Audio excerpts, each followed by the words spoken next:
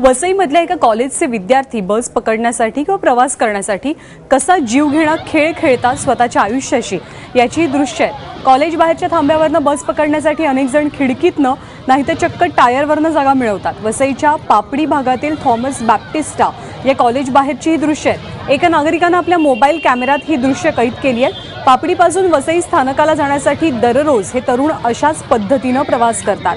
मात्र हा प्रकार थांबवण्यासाठी वाहतूक पोलीस आणि कॉलेज प्रशासन कोणताच अटकाव करत नाहीयेत।